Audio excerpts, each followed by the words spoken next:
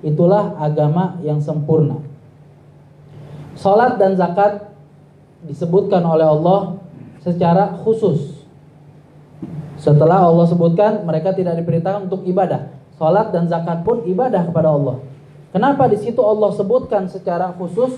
Karena salat dan zakat ini pertama sebelumnya karena agama Islam adalah agama yang dalam setiap prakteknya mengajarkan kita sebagai pemeluknya untuk berbuat baik. Berbuat baik kepada dua sisi. Yang pertama ke atas kepada Allah Subhanahu wa taala, yang kedua ke samping kepada para manusia. Maka dari itu Allah sebutkan salat dan zakat karena ini sampel contoh perbuatan baik seorang hamba kepada Allah dan kepada manusia. Salat yang ikhlas adalah perbuatan baik seorang hamba kepada Allah, bukan kepada manusia. Karena kita sholat 400 rakaat juga kalau tetangga lapar ya lapar aja tetap. Tapi zakat adalah perbuatan ibadah yang Allah perintahkan untuk berbuat baik kepada manusia. Nah, ini makanya baik dunia, baik akhirat, baik kepada Allah, baik kepada manusia. Karena itu Allah sebutkan sholat dan zakat. Di samping itu, memang sholat sendiri merupakan salah satu ibadah yang terpenting di dalam agama Islam. Kenapa bisa pada suatu hari datang seorang kepada Rasulullah SAW yang ingin memeluk Islam? Ya Rasulullah, saya mau masuk Islam ya Rasulullah. Iya kata Rasulullah. Tapi saya punya satu syarat. Apa syaratnya? Saya mau berzina ya Rasulullah. Saya ini suka betul berzina, gak bisa saya tinggalin. Kan Islam gak boleh zina. Saya mau masuk Islam tapi saya mau tetap zina ya Rasulullah. Nah, kalau zaman sekarang ada orang ngomong begitu di majlis, rame-rame digebukin sama orang majlis. Ini orang kurang ajar, gak menghormati majlis ilmu berarti. Tapi Rasulullah gak begitu. Rasulullah makhluk sempurna, makhluk yang rahmatnya meluap-luap luar biasa. Akhirnya ini orang dipanggil sama Rasulullah, disuruh mendekat, sini dekat. Kurang dekat, dekat lagi kata Rasulullah. Udah begitu dekat dengan Rasulullah, kemudian Rasulullah bilang, kamu mau berzina? Iya ya Rasulullah. Suka berzina? Suka ya Rasulullah. Itu kalau kamu berzina, kamu rela gak kalau nanti seandainya ada orang berzina dengan ibu kamu? Gak rela ya Rasulullah. Kalau sama saudari kamu, gak rela. Sama anak perempuan kamu, gak rela ya Rasulullah. Disebutkan kerabat terdekatnya dia gak rela. Maka Rasulullah bilang, begitu juga perempuan yang kamu ajak berzina itu, dia adalah ibu dari seseorang, boleh jadi. Kalau bukan ibu dari seseorang, boleh jadi dia adalah saudarinya seseorang. Dia adalah anak daripada seseorang. Yang kamu sendiri gak rela, orang pun gak rela keluarganya diajak berzina begitu. Penjelasan semacam itu masuk ke dalam logikanya, akal pikiran, dan diterima oleh hatinya. Maka dari itu dia bilang, baik ya Rasulullah, saya akan meninggalkan zina. Dipanggil lagi sama Rasulullah, sini mendekat, dipegang dadanya. Dipegang, setelah Rasulullah angkat tangannya, orang itu bilang, demi Allah, tidak ada yang lebih saya benci di dunia ini kecuali perbuatan zina. Setelah sebelumnya dia begitu suka kepada perbuatan zina. Nah ini orang datang kepada Rasulullah, izin berzina masih diterima sama Rasulullah. Setelah habis itu diberikan masukan. Tapi ada orang lain datang kepada Rasulullah, dia bilang, ya Rasulullah, saya mau masuk Islam. Baik, tapi saya punya syarat. Apa syaratnya? Saya gak mau sholat. Apa yang dikatakan oleh Rasulullah? Kamu pergi sekarang dari sini. La khaira fiddin la ruku'a fihi. Tidak ada kebaikan dalam agama kalau gak ada rukunya di dalamnya. Artinya gak ada sholat, bukan ruku doang. Artinya gak ada rukunya, gak ada sholat di dalamnya. Langsung disuruh pergi sama Rasul SAW. Orang yang suka berzina masih bisa didengarkan, tapi orang yang gak mau sholat sudah tidak diterima oleh Rasul SAW. Karena itu Allah sebutkan sholat dan zakat secara eksplisit, secara terperinci, karena memang itu adalah ibadah, amal ibadah yang begitu besar. Sampai-sampai dikatakan dalam sebuah riwayat, dalam sebuah hadis, bahwa nanti di akhirat awwalu ma yuhasabu minal abdi as-shalah. Yang pertama kali Allah hisab dari seorang hamba itu dilihat sholatnya dulu, sebelum yang lain. Belum dilihat perbuatannya, belum dilihat zakatnya, belum dilihat puasanya dan lain-lain. Yang dilihat sholatnya dulu. Kalau sholatnya benar baru diperiksa yang lain. Tapi kalau sholatnya sendiri udah buruk, maka langsung ditolak semua amal ibadah. Oleh karena itu para ulama saja mereka berlomba-lomba di dalam sholat. Berlomba-lomba luar biasa. Dan mereka khusyuk dalam sholat. Karena inti sholat itu, sholat sebuah gerakan. Intinya ruhnya adalah khusyuknya seorang hamba dalam sholat tersebut. Artinya kalau orang sholat nengok kanan, nengok kiri, kemana-mana matanya, akalnya lebih jauh lagi, maka itu sholat ibaratnya sholat yang selongsongnya saja, casingnya aja. Itu kita panggil orang, mau handphone nggak? Mau. Kita kasih ternyata casing doang, sakit hati orangnya. Gimana kita sama Allah Subhanahu Wa Taala? Kita ajukan sholat kita ternyata cuma casing doang, nggak ada ruhnya di dalamnya, nggak ada mesinnya, nggak bisa hidup itu sholat. Maka dari itu para ulama mereka berlomba-lomba dalam sholatnya, luar biasa. Seperti Al-Imam Ali Zainal Abidin As-Sajjad, putra daripada Sayyidina Husain. Ini Sayyidina Ali Zainal Abidin, beliau setiap hari 100.000 rakaat. 100.000 rakaat atau 1.000 rakaat. Saya juga lupa itu. 1.000 rakaat. 1.000 rakaat. Banyak kan 1.000.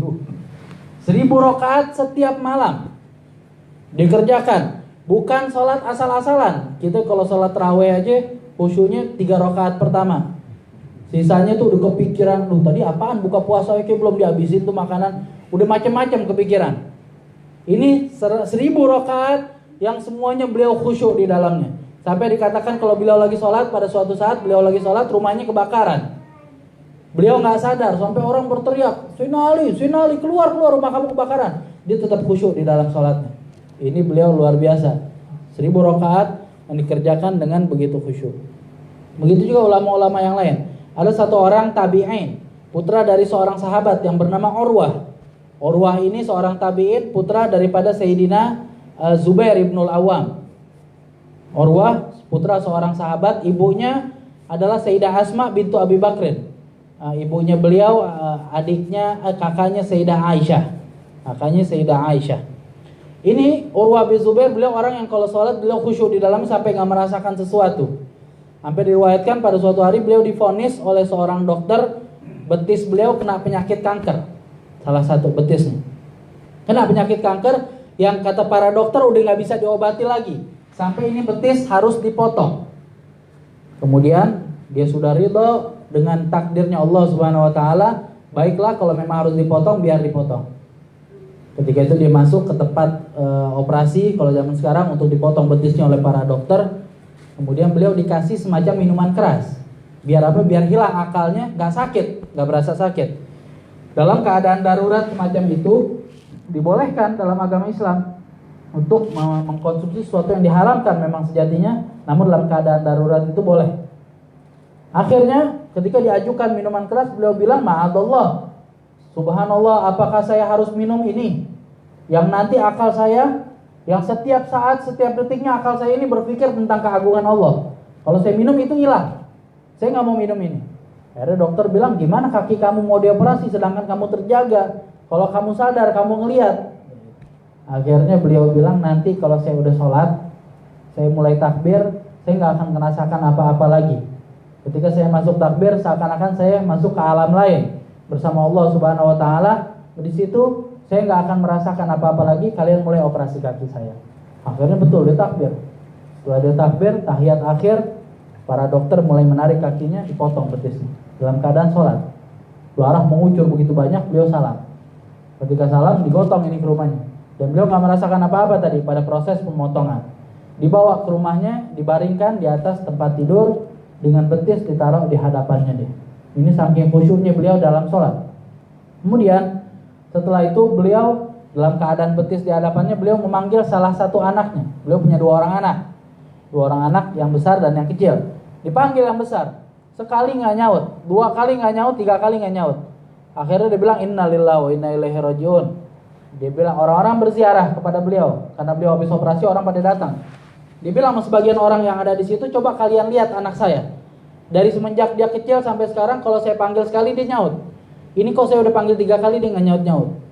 Orang-orang ini pergi keluar, ternyata dilihat itu anak terpleset dari atas rumah, jatuh ke bawah, meninggal dunia. Makanya nggak nyaut-nyaut. Dibawa jenazahnya ke dalam. Ini orang habis potong kaki, potong betis masih ada di hadapan, jenazah anaknya di sebelahnya lagi. La ilaha illallah. Akhirnya beliau bersabar. Tabi'in Urwah ini, beliau bersabar, beliau berdoa, Allahumma innaka a'taitani saqaini. Ya Allah, kamu sudah beri saya 2 betis. Fa akhadta ahaduhuma. Kamu ambil yang satu, wa taraktal akhar, kamu tinggalkan yang satu. Falakal hamdu ala ma akhadta walaka syukru ala ma abqaita. Segala puji syukur kepada Engkau atas yang sudah kamu ambil yang satu, dan segala puji syukur juga atas apa yang telah Engkau tinggalkan yang satu lagi. Wa innaka a'taitani waladain, dan kamu telah memberikan saya 2 orang anak. Kamu ambil salah satunya juga. Maka segala puji kepada Engkau atas apa yang kamu ambil, segala syukur kepada Engkau atas apa yang telah Engkau tinggalkan. Itu kesabarannya beliau, Urwah bin Zubair, Urwah bin Zubair bin Awam. Kemudian dibalut kakinya dengan kain kafan untuk dikuburkan. Setelah itu beliau mengatakan, wahai betis, alhamdulillah seumur hidup saya bersama dirimu, saya tidak pernah membawa engkau melangkah ke tempat maksiat, ke tempat yang Allah murkai. Baru dikubur itu betis, dikubur pula putra beliau. Nah, ini para ulama bagaimana mereka di dalam sholatnya sampai hal-hal semacam itu tidak dirasakan. Luar biasa. Itu hal-hal yang nggak masuk di akal kita, namun bukan itu adalah sebuah dongeng. Itu semua dialami oleh mereka dengan derajat mereka yang tinggi. Karena kita kejauhan, makanya kita bilang itu nggak masuk di akal. Ala kulli hal, wa yuqimus sholata wa yutuz zakata wa dzalika dinul qayyimah. Innal ladzina kafaru min ahlil kitab wal musyrikin fi nari jahannam khalidina fiha. Sesungguhnya orang-orang yang kafir daripada ahlul kitab dan daripada yang lain, mereka semua itu akan berada di dalam neraka jahanam khalidina fiha, mereka kekal di dalamnya. Mereka akan kekal di dalam neraka kalau mereka tidak bersyahadat, tidak beriman. Ulaika hum syarrul bariyah, dan mereka itu adalah syar. Syar ini seburuk-buruknya al-bariyah, makhluk yang Allah ciptakan. Mereka itulah yang telah dimasukkan dalam neraka dan kekal di dalamnya adalah seburuk-buruknya makhluk. Innal ladzina amanu wa 'amilus shalihat ulaika hum khairul bariyah. Kebalikannya, mereka orang-orang yang beriman dan mengerjakan amal soleh, mereka itulah adalah sebaik-baiknya orang-orang, yang sebaik-baiknya makhluk yang Allah ciptakan. Jazaohum, ganjaran mereka di sisi Tuhan mereka, jannatu adnin. Jazaohum inda rabbihim jannatu adnin. Ganjaran mereka di sisinya Allah Subhanahu wa taala adalah surga Aden. Jannatu adnin. Tajri min tahtihal anhar, yang nanti di surga itu di bawahnya mengalir sungai-sungai. Para ahli tafsir mengatakan karena disebut dengan kata anhar, anhar ini sungai-sungai. Kalau sungai satu saja nahrun, kalau banyak berarti anhar. Sungai-sungai. Kenapa disebutkan dengan kata banyak? Karena nanti setidak-tidaknya ada 4 sungai yang mengalir di bawah surga. Yang pertama, sungai dari khamar, sungai dari arak, dari minuman keras. Nah, karena itu dibolehkan di akhirat, diharamkan di dunia. Sungai kedua dari air, sungai ketiga dari madu, sungai keempat dari susu. Tajri min tahtihal anhar khalidina fiha, mereka orang yang beriman dan beramal soleh masuk dalam surga dan kekal abadi berada di dalam surga abada. Udah khalidin artinya kekal, abada selama-lamanya. Udah kekal selama-lamanya. Radhiyallahu anhum, karena Allah ridho kepada mereka. Waradu anhu, dan mereka rela ridho atas pembagian Allah kepada mereka. Dzalika liman khasyya rabbah, ini semua untuk orang-orang yang takut kepada Tuhannya. Nah, ini radhiyallahu anhum, keridhaan kepada Allah,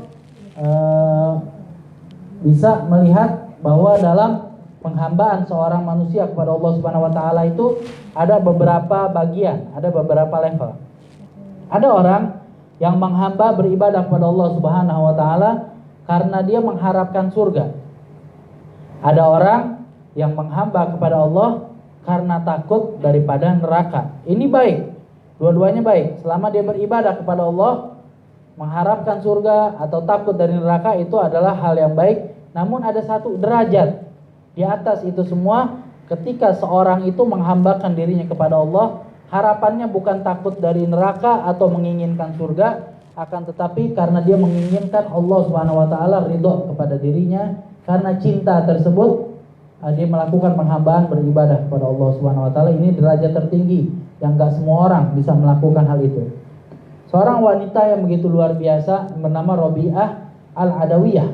Ini Rabi'ah Al-Adawiyah, dia pernah mengatakan dalam sebuah perkataannya, ya Allah, kalau saya beribadah kepadamu karena ingin masuk surga, maka jauhkan surga dari saya. Ya Allah, kalau saya beribadah kepadamu karena takut dari api neraka, maka masukkan saya ke dalam neraka.